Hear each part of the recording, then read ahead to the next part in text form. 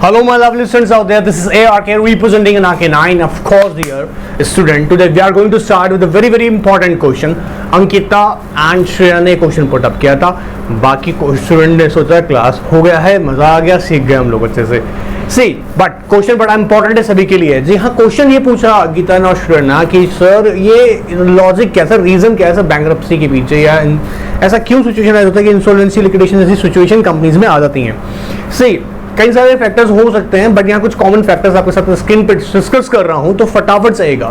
कुछ मैंने एग्जांपल यहाँ पे देखिए कोड किए हुए हैं। क्या हो सकता है, देखिए अगर किसी पर्टिकुलर कंपनी के अंदर ना, अगर ऑब्जर्व किया जाए, अगर वहाँ पर सेल कम होता जा रहा है, समझ रहे हैं आप लोग, सेल कम होता जा रहा है, इंसॉल्वेंसी की वार्निंग्स कहाँ से मिलेंगी, ड्रॉप इन सेल्स, कंपनी का सेल कम होता चला गया अचानक से। अब जब सेल कम होगा, अब पता है उधर सामने लायबिलिटीज और ऑब्लिगेशन से कंपनी को पे ऑफ कर रहे हैं, तो कैश जनरेट ही नहीं कर पा रही कंपनी, तब एक प्रॉब्लम आती है। डिले इन पेमेंट्स, आपको पता है कि आपकी पार्टी को आपने 30 डेज का टाइम दे रखा है, क्रेडिट सेल करी आपने, ठीक है, क्रेडिट सेल करी। Of course don't worry, features पे पढ़ाऊंगा, अभी फीचर्स हम लोग मॉड्यूल से डिस्कस करेंगे, डिटेल में जाएंगे, बट ये इंपॉर्टेंट, बहुत इंपॉर्टेंट क्वेश्चन है, that's why I am taking this question first. So अगर आप देखिए, अगर साइकिल पेमेंट साइकिल है 30 डेज की, वो डिले होती जा रही है, क्रेडिट सेल भी किया लेकिन 30 डेज के अंदर पेमेंट रिसीव कर रहा है और पेमेंट आपको मिल नहीं रहा है, तब भी ऐसा हो सकता है। And increasing the reliance on the credit, अब कई बार क्या होता है, बहुत ज्यादा जो सेल है ना वो कंप्लीटली डिपेंड है इसके ऊपर का, कि ठीक है आप क्रेडिट सेल कर रहे हैं, उधार में माल बेच रहे हैं, ये सर्विसेज दे रहे हैं, मिल जाएगा, लेटर ऑन रिकवर हो जाएगा, बट इसके ऊपर ज्यादा डिपेंडेंसी भी कहीं ना कहीं कंपनीज को बहुत बड़े खतरे में डाल देती है। कंपनीज, इंडिविजुअल्स या पार्टनरशिप, हम सबकी बात कर रहे हैं यहाँ पर। एंड या फिर ऐसे भी हो सकता है, देखो कैश इन जो हो रहा है ना वो कम है as compared to cash flow, मतलब पैसा आ कम रहा है, पैसा जा ज्यादा रहा है। फॉर एग्जांपल, आपने कहीं से रॉ मटेरियल परचेज किया, अभी कंपनी ने मैन्युफैक्चरिंग करी, मैन्युफैक्चरिंग करने के बाद में आपने तो पेमेंट्स अपने जो सप्लायर्स थे उसको कर दिया इन कैश, ऑलराइट। फर्दर आपने जब सेल किया तो उसे क्रेडिट सेल पे किया, तो आपके पास पैसा तो कम आया, आप पैसा ज्यादा खर्च कर रहे हैं लेकिन आपके पास पैसा कम आ रहा है। ये भी एक बहुत बड़ी वार्निंग होती है, देखिएगा इंसॉल्वेंसी के पीछे, इंसॉल्वेंसी, बैंकरप्सी या लिक्विडेशन। ऑफ कोर्स आप समझ गए होंगे इन डिफरेंसेस, आई होप, इंसॉल्वेंसी क्या चीज है, बैंकरप्सी क्या है एंड लिक्विडेशन क्या है। सो माय डियर, ये मैंने क्वेश्चन एक छोटा सा आप लोगों को पहले फर्स्ट लिया था, इसके अलावा हम लोग पहले डिस्कस कर चुके हैं इंसॉल्वेंसी क्या है, बैंकरप्सी क्या है एंड लिक्विडेशन क्या है, ठीक है।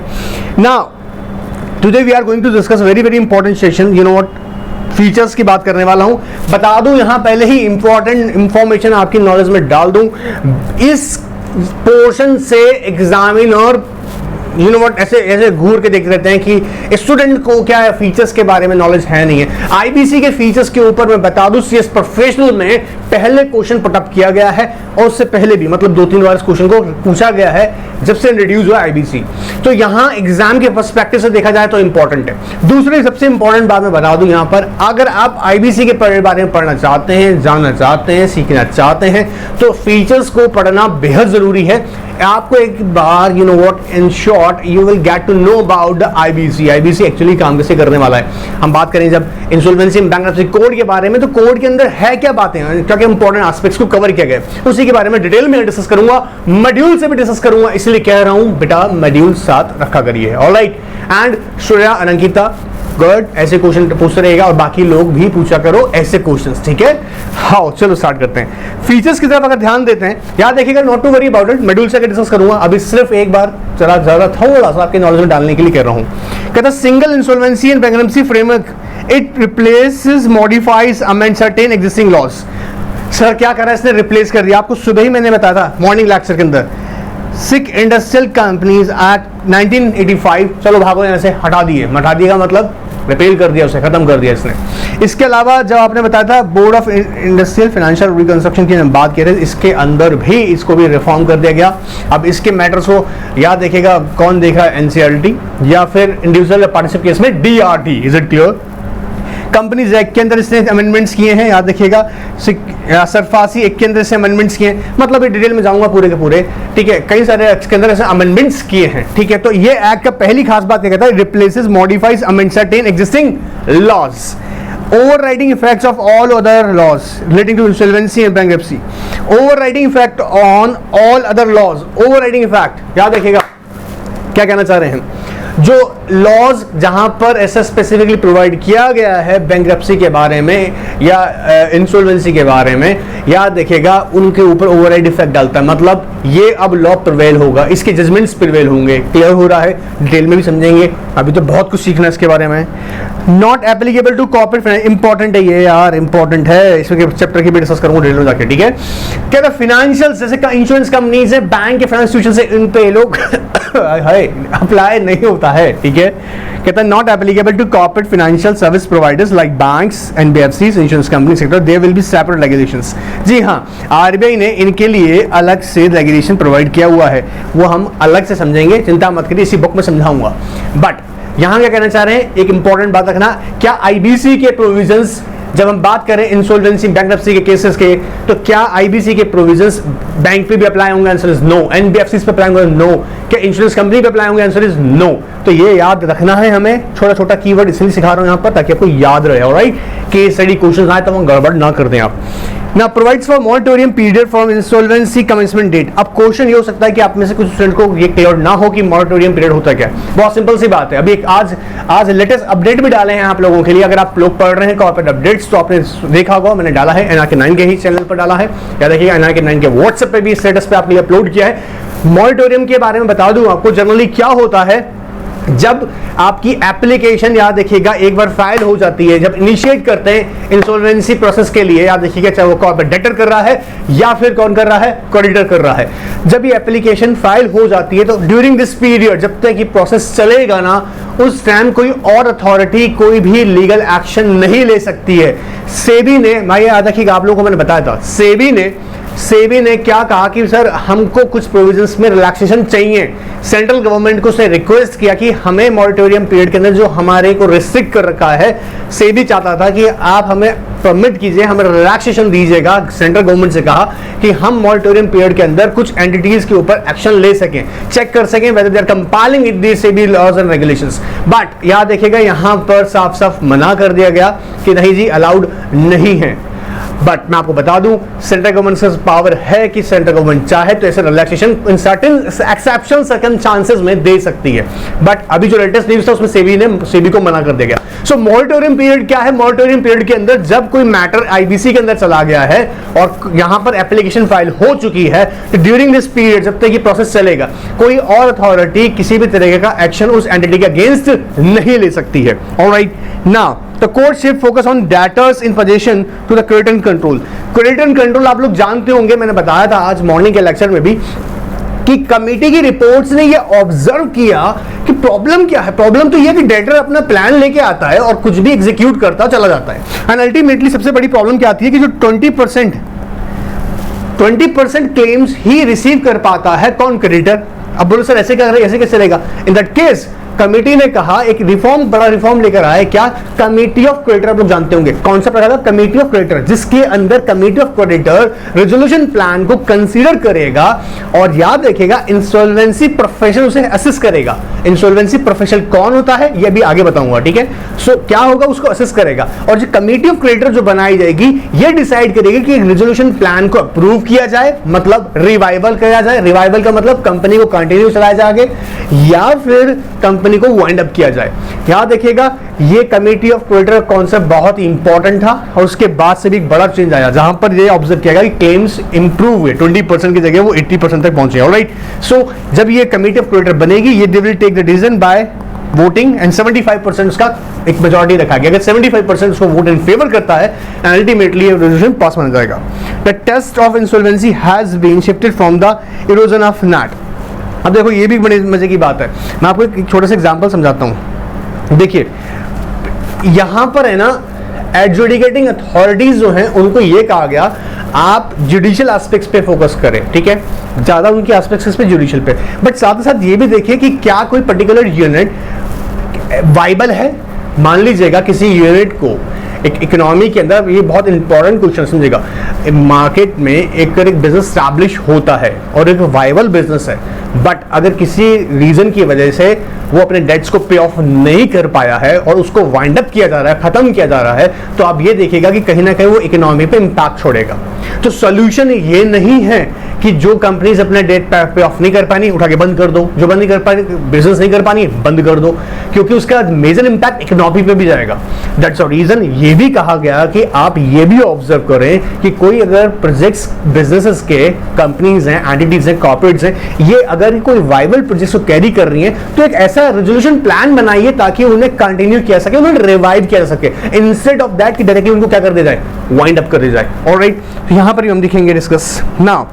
तो यहाँ क्या कह रहा है, test of insolvency has been shifted from erosion of net. ना कुछ और भी एस्पेक्ट्स में कवर किए हैं फटाफट से, not to worry about it, one more time telling you we are going to discuss this entire topic from your module, क्योंकि मॉड्यूल से पढ़ना जरूरी है। अगर आप लोगों को देखियो समझो ना, मॉड्यूल से पढ़ोगे ना, लैंग्वेज पे कमांड आएगा। Alright, this I am telling you, और मेरे को पता है मेरा बच्चा लोग ना करता है। वेरी गुड, ऑलराइट, चलिए स्टार्ट करते हैं। अब देखिएगा, समझते हैं यहाँ पे कहता है सर क्या करता है ये, clear and speedy process for early identification and resolution of financial distress for corporates LLP if underlying business found viable. याद देखिएगा, बोल रहा है वाइबल, अभी समझा रहे थे आपको, क्या कह रहा है, clear and speedy process for early identification resolution of financial distress, resolution financial distress. अभी पता लगा ना कि वाइबल है बिजनेस, तो क्या करेगा, चाहे कॉर्पोरेट्स के लिए इंडिविजुअल पार्टनरशिप है तो उसको कंटिन्यू करवाने के लिए रखेगा। ठीक है, to distinguish resolution processes, fresh start and insolvency resolution. Fresh start, अगर ध्यान सुनना मेरी बात को, इंडिविजुअल के मैटर में, इंडिविजुअल का अगर कोई डिफॉल्ट है, डिफॉल्ट का अमाउंट आता है, मान लीजिएगा उसने डिफॉल्ट का मतलब डेट पे ऑफ करना था, और वो है अप टू 35,000 रुपीज। बोलो ना मेरे साथ में, अप टू 35,000 रुपीज, मेरे साथ बोलो जल्दी से, अप टू 35,000 रुपीज तक है, तो याद रखिएगा डीआरटी की अप्रूवल से ये इंडिविजुअल एक फेज स्टार्ट कर सकता है, और ये 35,000 रुपीज का जो डेट है इसको वेवर कर दिया जाएगा, मतलब जा सो छोड़ो तेरे को, but he must be eligible debtor. इसका डिटेल में आगे और बताऊंगा, पहले इतना समझ लो कि फेज स्टार्ट प्रोसेस के लिए जो एलिजिबल डेटर है उसका अगर डेट का अमाउंट अप टू 35,000 रुपीज तक का है तो उसको वेवर किया जा सकता है, वो अपना फेज स्टार्ट कर सकता है वापस से, एक जिसे बोलते हैं नई जिंदगी शुरू कर सकता है। ऑलराइट, एंड या फिर इंसॉल्वेंसी रेजोल्यूशन के अंदर जाना है। ऑलराइट, इंसॉल्वेंसी रेजोल्यूशन में भी क्या होगा बेटा, समझो, या तो उसको अप्रूव कर दिया जाएगा तो रिवाइवल उसको मिल जाएगी, अगर अप्रूवल नहीं हुआ, रिजेक्ट कर दिया, कौन रिजेक्ट करेगा, क्रेडिटर लोग रिजेक्ट कर दिया, या एडजुडिकेटिंग अथॉरिटी ने उसका प्लान को रिजेक्ट कर दिया, तो अल्टीमेटली क्या करेगा, उसके सेट को सेल किया जाएगा, और वही उसकी प्रोसीड्स को जो सेल करने के बाद प्रोसीड्स आएगी उसको डिस्ट्रीब्यूट कर दिया जाएगा। एडजुडिकेटिंग अथॉरिटी, एनसीएलटी हम लोग जानते हैं, डेट रिकवरेबिलिटी। एनसीएलटी किस केस में आएगा, बॉडी कॉर्पोरेट्स कंपनी के केसेस के अंदर, and date recovery tribunal individuals and partnership form से केसेस में, या प्रोप्राइटरशिप फॉर्म से केसेस में। ऑलराइट, नाउ रेगुलेटरी बॉडी की बात करें बेटा, यहाँ पे कौन कौन है, ध्यान सुन जाओ, insolvency bankruptcy board of India for its insolvency professionals. Insolvency professionals कौन होते हैं, यूजुअली बता दूं पहले से ही, insolvency professionals chartered accountants, company secretaries, cost accountants, या ऑफ कोर्स एडवोकेट्स, ये लोग होंगे। एक सेपरेट एग्जाम होगा, ठीक है, इनको इंस्टीट्यूशन जो है यहाँ पर जो एजेंसीज बोल रहे हैं, इंसॉल्वेंट प्रोफेशनल एजेंसीज, एजेंसीज कौन है, ICAI, ICSI, ICAI, मतलब ये सर ये एजेंसीज हैं, ये क्या करती हैं, ये एडमिनिस्ट्रेशन करती हैं, एनरोलमेंट करती हैं किसका, इंसॉल्वेंसी प्रोफेशनल्स का। ऑफ कोर्स ये क्या करेंगी, एनरोलमेंट लेंगी, इंसॉल्वेंसी प्रोफेशनल्स का एनरोलमेंट करेंगी, ठीक है, इनका एडमिनिस्ट्रेटिव इनकी फंक्शंस को चेक करेगी, किसके, insolvency professional, one of the important person under the IBC। Later on we will discuss, that's why I am saying छोटा थोड़ा लिखते चलो, फिर डिटेल में आ जाएंगे हम सबके। And insolvency professionals to handle the commercial aspects of insolvency resolution process।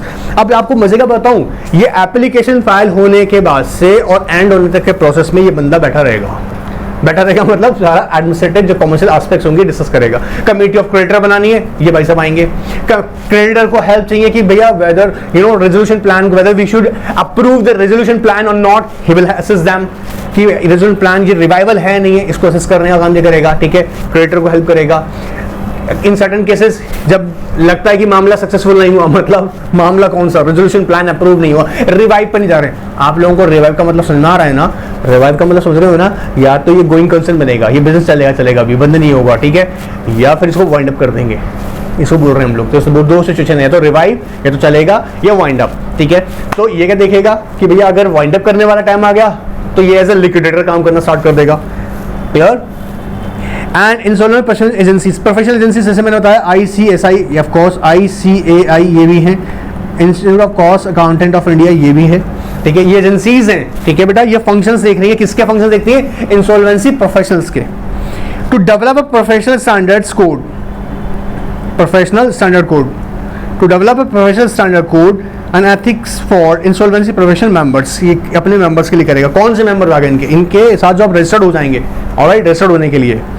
Information utilities plays a very very important role. यार देखो समझो, अगर डेटर का फिनेंशियल इंफॉर्मेशन का एक्यूरेट डेटा आपके पास अवेलेबल होगा तो ये मैटर तभी तो रिजॉल्व होगा अच्छे से।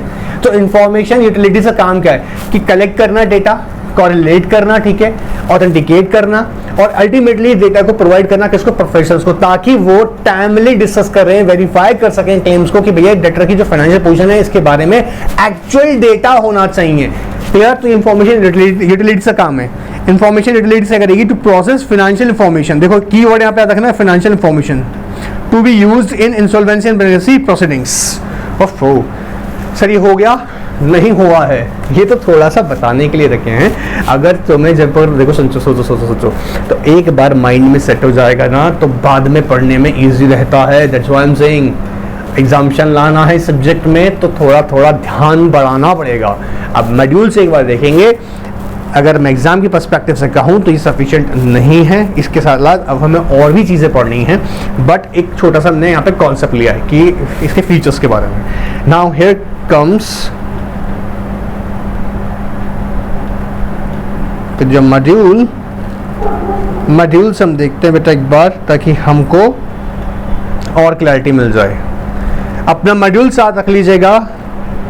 Again I am telling you this topic is very very important. बाद में ना कहना कि सर ये तो एग्जाम में दिख गया था और हमने क्यों नहीं पढ़ा। ऑलराइट, एग्जाम में तो एग्जाम के अलावा भी सीखो ना इसको। अभी आगे चल के तुम सोचो ना, प्रोफेशनल बॉडी में जाके as a you know professional work करोगे, क्या पता तुम आईबीसी में ही वर्क करने स्टार्ट कर दो अपनी प्रैक्टिसेस, तो you must have a knowledge of it. Let's start it. Salient features को मॉड्यूल से इसलिए कर रहे हैं, यहाँ देखिएगा ताकि और डिटेल में जाके समझ सकें। हाँ ये देखिए, पहली बात हमने ये पढ़ी थी ना, uniform comprehensive insolvency regulations covering all companies, partnership, individuals. But किसको नहीं करेगा? Financial service provider. कौन कौन? बोलो मेरे साथ में। Bank, financial institution, insurance companies, they are not covered under the ambit of IBC code।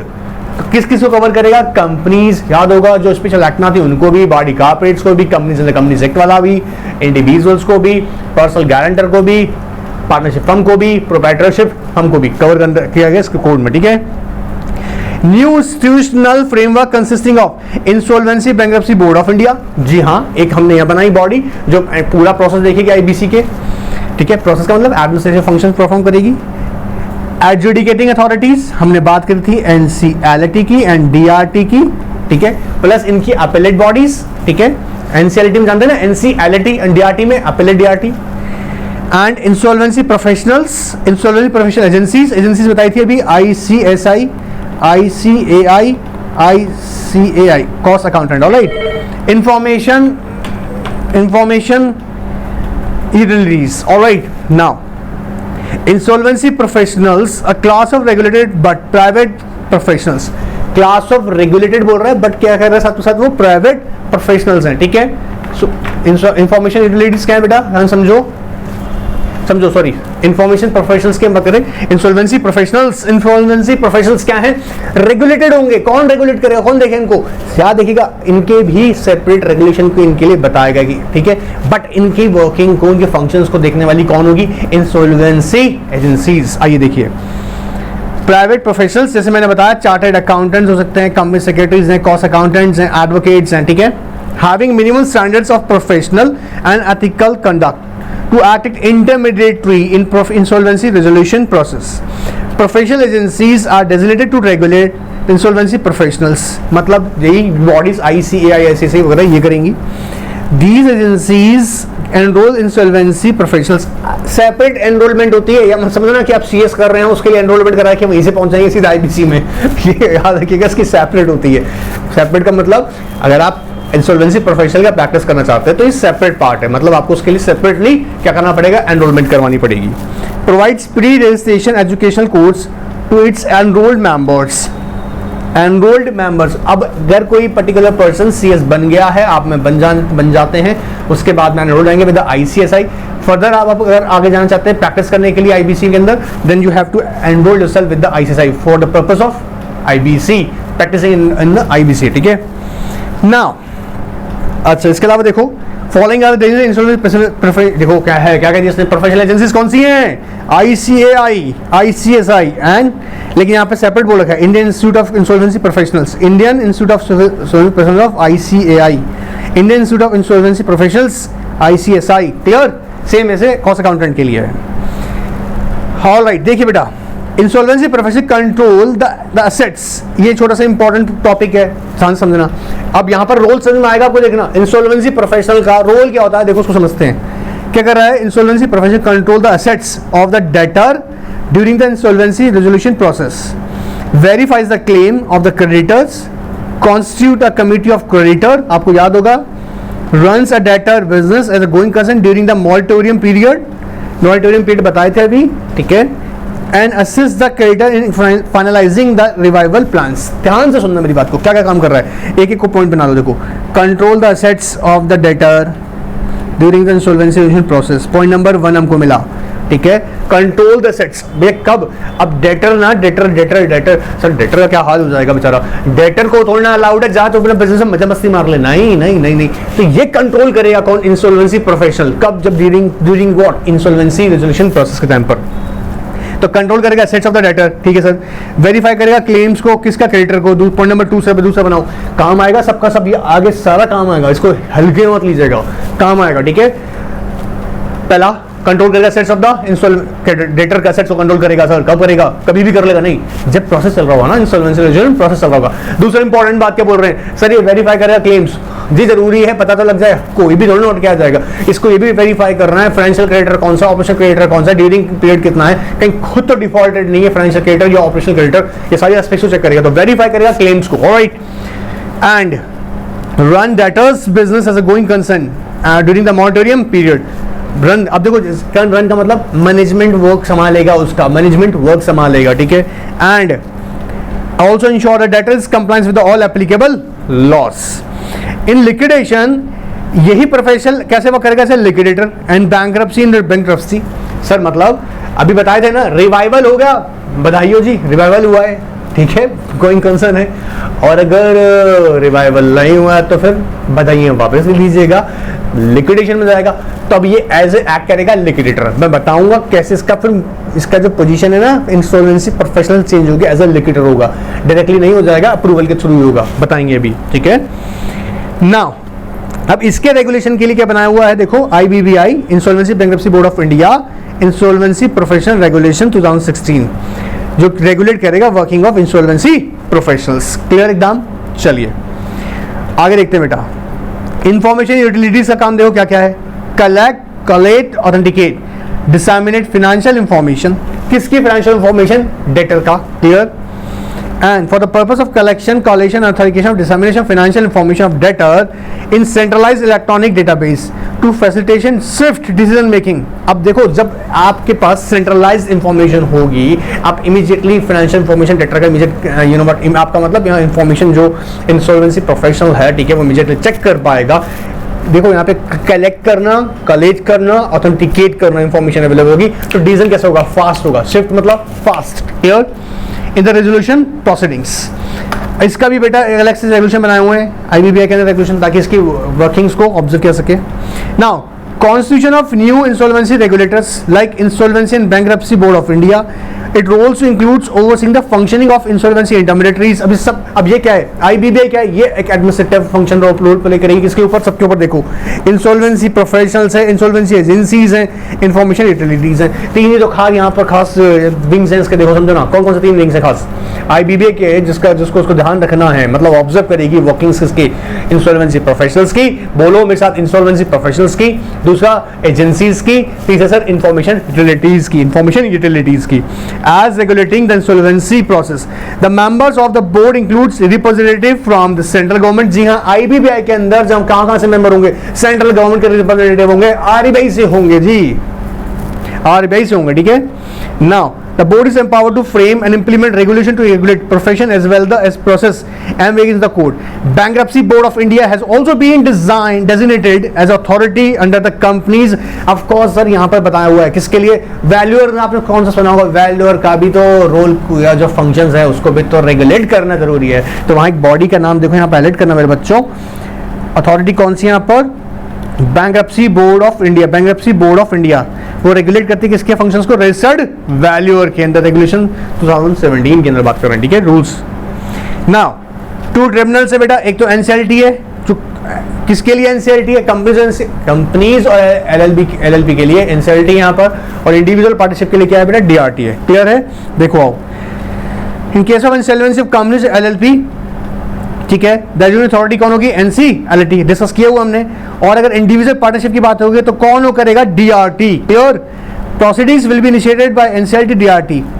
Alright sir, after verification of claims of the initiator, appeals from NCLT कहां जाएगी, एनसीएलटी में, और वही डीआरटी में, डीआरटी कोर्ट केसेस में।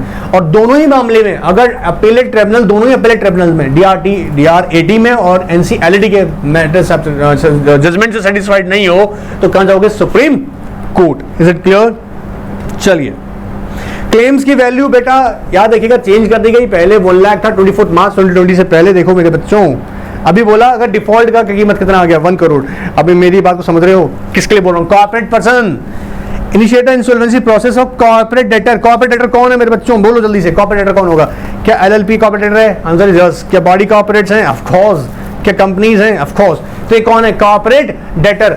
अगर ये लोगों का डिफॉल्ट का मतलब ये 1 करोड़ का इनका डिफॉल्ट चल रहा है, 1 करोड़ का डिफॉल्ट चल रहा है, ये लोग पैसा वैसा नहीं दिए हैं, 1 करोड़ का डिफॉल्ट चल रहा है, मतलब रिपेमेंट करना था, डेट्स का बर्डन इनके ऊपर 1 करोड़ का आ गया है, तो ये लोग कहां जाएगा रे, आईबीबीआई के अंदर। ऑलराइट, चलिए आईबीसी के अंदर देखिए, corporate debtor default should be at least 1 crore, ठीक है। This was limited was 1 lakh, now to 1 crore by MC notification, ठीक है। नाउ अभी क्यों कह रहे हैं ऐसा समझो, 1 करोड़ डिफॉल्ट है तो उसको उठा के किस में डालेंगे, आईबीसी अंदर जाएगा मामला, बात क्लियर हो रहा है। लेकिन इसको गलती से इंडिविजुअल पर मत लगा देना, उसके लिए पढ़ेंगे। Result process for corporate persons. अब 2 सिचुएशन आती है, ध्यान समझना मेरे बच्चों, या तो रिवाइव होना है, नहीं हुआ तो वाइंड अप होना है। रिवाइव देखो समझो, इंसॉल्वेंसी रिजल्ट प्रोसेस अगर सक्सेसफुल नहीं रहता, ये प्लान सक्सेसफुल नहीं रहता है, रिवाइवल का नहीं होता, तो हम बताए थे आपको क्या होगा, लिक्विडेशंस। Insolvency resolution process during which creditor assess the viability of the debtor business and the options for its rescue and revival, ये उसके पास ऑप्शन होता है। दूसरा कहता है liquidation case of insolvency resolution process fails and financial creditors, याद रखना financial creditor operational creditor नहीं, फाइनेंशियल क्रेडिटर समझ रहे ना, बैंक ने पैसा दिया था, फाइनेंशियल क्रेडिटर, ठीक है। जहां ऑपरेशनल क्रेडिटर बहुत से समझाएगा, ऑपरेशनल क्रेडिटर का मतलब क्या है, जैसे रॉ मटेरियल परचेज किया था, ठीक है, ये आपका पर्सन कौन हुआ, ऑपरेशनल क्रेडिटर। अभी मैं इसको डिटेल में आगे और जाऊंगा, मैं सिर्फ एग्जांपल देके बता रहा हूं कि यहां पर वोटिंग जो डिसाइड करने वाली पर्सन वो कौन होंगे, फाइनेंशियल क्रेडिटर्स, ऑपरेशनल क्रेडिटर नहीं, ठीक है। Decide wind up and distribute assets of the debtor, तो 2 सिचुएशन अराइज होगा। डिफॉल्ट का अमाउंट देखे कितना, 1 करोड़ कह रहे हैं, उसके अलावा हम कह रहे हैं 2 सिचुएशन आ जाएगी, या तो रिवाइवल या फिर वाइंड अप।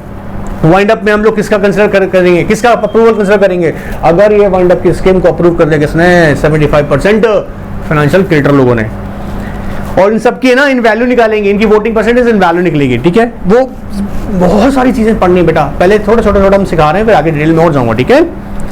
2 डिस्ट्रिक्ट प्रोसेस है, इंसॉल्वेंसी प्रोसेस फॉर इंडिविजुअल्स, या तो फ्रेश स्टार्ट या इंसॉल्वेंसी रेजोल्यूशन। अब ध्यान सुनना, फ्रेश स्टार्ट के लिए भी बताए थे आपको, fresh start for individuals will be eligible for debt waiver up to 35,000 rupees. अभी बताया था 35,000 रुपीज तक के केसेस में अगर डीआरटी अप्रूव कर देती है एलिजिबल डेटर को, तो वेव कर देगा, ठीक है। जब तू क्या कर ले बेटा, फर्स्ट स्टार्ट कर ले। Individual will be eligible for waiver subject to certain limits prescribed under the code.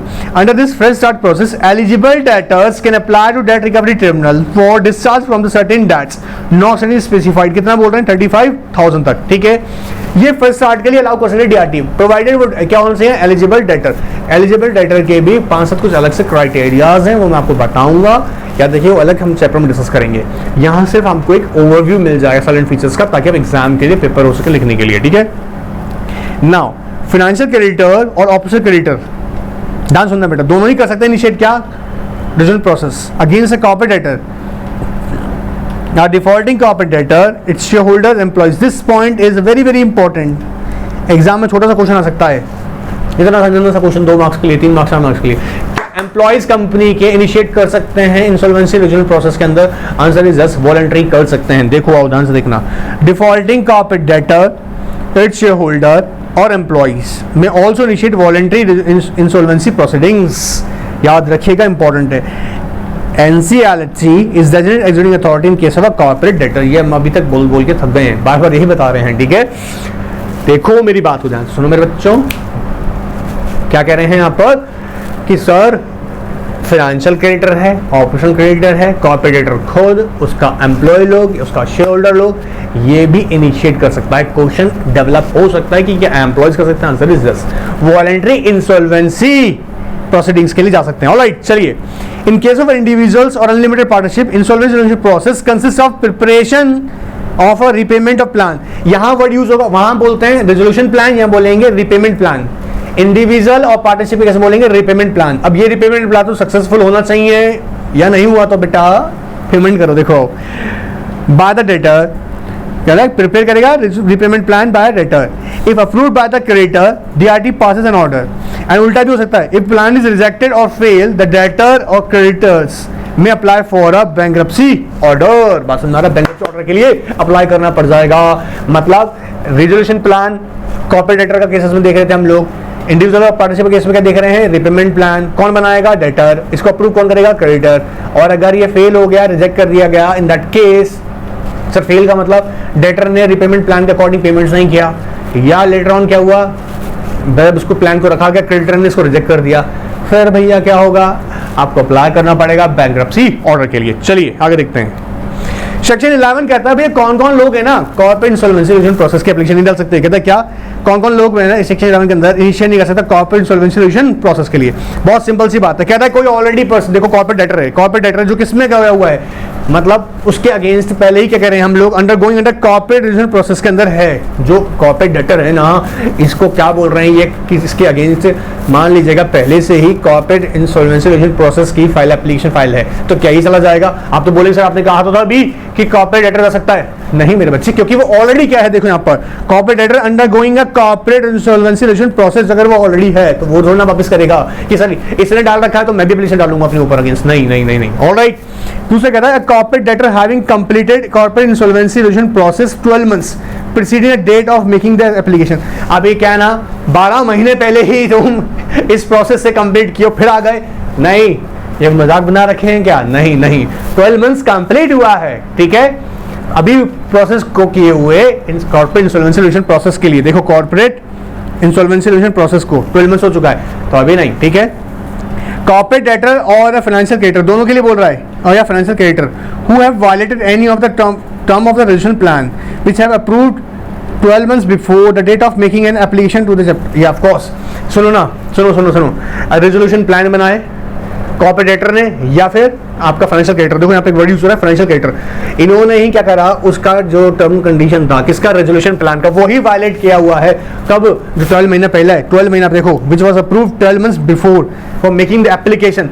12 महीने पहले एप्लीकेशन लगाए थे रेजोल्यूशन प्लान के लिए और उसकी टर्म और कंडीशंस को वायलेट करके बैठे हो, भाग जाओ यहाँ से, तुमको हमारा एप्लीकेशन एक्सेप्ट नहीं करेंगे। और देखो corporate debtor in respect of whom liquidation order has been pass. अब बेटा क्या कर रहे हैं, अब तुमको लिक्विडेशन ऑर्डर ही पास कर दिए हैं, तो फिर आप कॉर्पोरेट इंसॉल्वेंसी रिजोल्यूशन प्रोसेस की तरफ वापस नहीं जा सकते हो। ये 4 बातें बताई गई हैं किसके लिए, जो पर्संस हैं जो कि इनिशिएट नहीं कर सकते हैं। कौन सा पहला, जो कि अंडर गोइंग है, कौन, corporate debtor under corporate insolvency resolution process में है। दूसरा क्या कर रहे हैं, कंप्लीट हुआ है corporate insolvency resolution process 12 months में ही, ठीक है, अभी प्रीसीडिंग 12 मंथ्स में हुआ है। तीसरा कह रहे हैं कि जो रेजोल्यूशन प्लान है उसको फाइनेंशियल क्रेडिटर ने या फिर कॉर्पोरेट डेटर ने वायलेट किया हुआ है। और चौथा हम बोल रहे हैं लिक्विडेशन के अंदर ऑर्डर पास हो चुका है। चलिए आपको पहले ही बताए थे बेटा 100 डेज दिया गया है, एप्लीकेशन एक्सेप्ट करने के बाद में 180 डेज दिया गया है, और टोटल ये प्रोसेस कंप्लीट होना चाहिए 330 डेज के अंदर। एक्सटेंशन 180 डेज के अंदर 90 डेज की और मिल जाती है। क्या सर, देखिए code provides for time bound insolvency resolution process for companies and individuals which is required to be completed with 180 days subject to one time extension 90 days. Extension हो सकती है, एक्सेप्शनल केसेस बताएंगे अभी।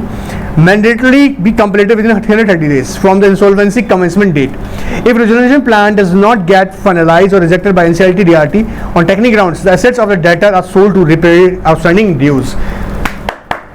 क्या सर, अगर यहाँ पर इंपॉर्टेंट बात समझ रहे हो, जबरदस्त क्वेश्चन है। पहला बोल रहे हैं 180 डेज के अंदर ये कंप्लीट होना, एक्सटेंशन 90 डेज का, बट ऑल ओवर जो कॉन्सेप्ट अगर देखा जाए तो 300 डेज के अंदर ये पूरा कंप्लीट हो जाना चाहिए from the commencement of insolvency date.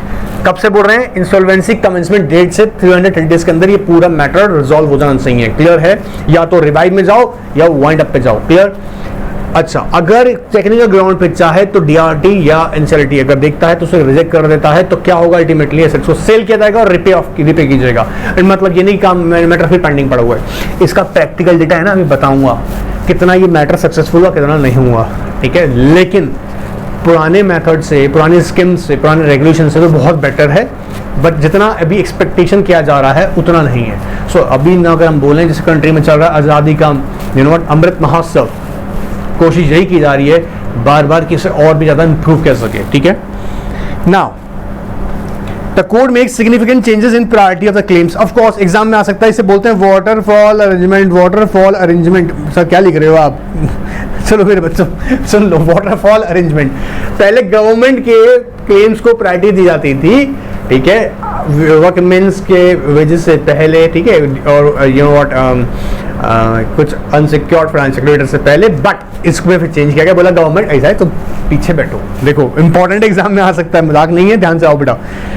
कहता है किस किस को देखो पेमेंट मिलेगा। पहले क्राइटेरिया क्या है? Fees of insolvency professional and cost related to the resolution process. भैया पूरे प्रोसेस में इंसॉल्वेंसी प्रोफेशनल शुरू से लेके एंड तक बेचारा सारा अरेंजमेंट में लगा, तो सबसे पहले तो उसका फीस देना है। ठीक है, सो इंसॉल्वेंसी रेजोल्यूशन प्रोसेस का जो प्रोफेशनल उसका फीस और जो भी उसने कॉस्ट बांध किया उसको देना पड़ेगा। ठीक है, वर्कमेंस ड्यूज प्रीसीडिंग 12 मंथ्स, पिछला 24 महीने का जो भी है वर्कमेंस ड्यूज वो देना पड़ेगा, plus secured creditors, employees wages, unsecured creditors, government dues, remaining secured creditors, remaining debts if they enforce their collateral in any remaining debts, और लास्ट में हम लोग यहाँ कंसिडर करेंगे इसको शेयर होल्डर को। यहाँ पर ये वाटरफॉल अरेंजमेंट का मतलब है प्रायोरिटीज ऑफ क्लेम्स हैं, जो कि आप जाके देखिए एग्जाम में एक छोटा सा क्वेश्चन पूछा गया है इसके ऊपर, एग्जीक्यूटिव लेवल में पूछा गया, यहाँ पे पूछ सकता है, इवन केस फॉर्म में भी क्वेश्चन डेवलप हो सकता है। तो ये वाटरफॉल अरेंजमेंट के थ्रू ही पेमेंट हुआ। किसका देखने पहले? In fees of insolvency professionals, फिर वर्कमैन ड्यूज प्रीसीडिंग 12 मंथ्स, बोलो workman dues preceding 12 months, secured creditors, employ wages, unsecured creditors. Secured creditor हम लोग किसको बोल रहे हैं? फाइनेंशियल क्रेडिटर्स को। ठीक है, unsecured creditors, government dues and remaining secured creditors and remaining debts if they enforce with their collateral and any remaining debts, and last में हमारा शेयरहोल्डर। इंपॉर्टेंट लाइन है, before the enactment of IBC government dues were immediately below the claims of secured creditors and the workman in the other order priority workman. Now the central government, state government dues and stand below the claims of the secured creditor, workman dues, employee dues and other unsecured financial creditors। अब बाद में आता है, clear है, ये exam में question put up हो सकता है। Now आइए, creation of insolvency beneficiary fund. ये फंड क्यों बनाया जा रहा है बेटा? इसकी फंक्शनिंग के लिए और अच्छा। तो कहाँ से पैसा आ सकता है? सेंट्रल गवर्नमेंट से आ सकता है, कोई और पर्सन है वो भी कॉन्ट्रीब्यूट कर सकता है। देखो इस फंड के अंदर ग्रांट्स आएगी कहाँ से? सेंट्रल गवर्नमेंट से। ठीक है, and amount deposited by the person as contribution to the fund, कोई और पर्सन भी अमाउंट कंट्रीब्यूट कर सकता है। Amount receive in the funds from the other sources and आपने इस फंड को इन्वेस्ट किया हुआ है, जहाँ एलिजिबिलिटी है इन्वेस्टमेंट्स की, जहाँ इन्वेस्ट किया हुआ उससे आने वाली इनकम को भी। सो इंटरेस्ट और other income receive out of the investment from the fund. कौन कौन दे रहा है मेरे बच्चों? सेंट्रल गवर्नमेंट ग्रांट दे रहा है, कोई और पर्सन है वो भी यहाँ पे कंट्रीब्यूट कर सकता है, plus amount receive from other sources, plus interest income out of the investments. अब एक पर्सन है जिसके खिलाफ मान लीजिएगा जिसने कंट्रीब्यूट किया इस फंड में, और उसी का मैटर कहाँ गया? IBC के अंदर गया हुआ है। याद रखिए इंसॉल्वेंसी प्रोफेशनल है ना, इंसॉल्वेंसी रेजोल्यूशन के लिए क्या हुआ है? तो सर मेरे तो अच्छा खासा मैंने फंड दे रखा था, वो फंड का अमाउंट विड्रॉ कर सकता है। अब भी मान लीजिएगा विड्रॉ कर सकता है कि अपना वर्कमैन का ड्यू देना है तो उसके लिए यूज कर सकता है, वो विड्रॉ कर सकता है, लेकिन जितना उसने किया है उतना ही। ठीक है, देखो Section 224 Section 3 provides that a person who has contributed any amount to fund may, in the event of proceedings initiated in respect of which such person under the code before adjudicating authority, make an application to adjudicating authority for withdrawal of funds not exceeding the amount contributed by it, the amount payment to the workman, protecting the interests of the person, meeting the incidental cost alright, जिसने person ने इस fund में contribute किया था उसी का matter कहां चला गया, मान लीजिएगा देखो ना एजुकेटिंग अथॉरिटी के सामने है, उसी के सामने है, तो क्या है वर्कमेंस की पेमेंट करने के लिए ऑफ कोर्स वो पैसे को यूज कर सकता है, आई मीन वो विड्रॉ करवा सकता है उनसे, ठीक है, लेकिन उतना ही जितना किए हैं, ये नहीं कि यहाँ से और पैसा मिल रहा है, ठीक है ना। इंसिडेंट पेनल्टीज, अगर आप गड़बड़ करते, देखो सर्टेन ऑफेंसेस, जैसे आपने अपनी प्रॉपर्टी छुपाने की कोशिश की, concealing of property in case of a corporate insolvency, देखो जी इम्प्रिजनमेंट अप टू 5 years का, फाइन अप टू 1 crore। अगर कंसीलिंग ऑफ प्रॉपर्टी है, ऑफेंसेस कर रहे हो यार तुम, और कॉर्पोरेट इंसॉल्वेंसी के मैटर के अंदर और करते हैं ना, तो क्या बोला जी इंसिडेंट पेनल्टीज हैं, कितना इम्प्रिजनमेंट बताए हैं, अप टू 5 years और 1 crore तक का क्या है लग जाएगा पर फाइन, ये कहता दोनों लगा देंगे। Cross border insolvency proceedings, central government enter into bilateral agreements और reciprocal arrangement with other countries. Of course cross border में इसका भी सेपरेट चैप्टर में जाऊंगा, अलग से डिटेल में पूरा समझाऊंगा, सही क्लियर।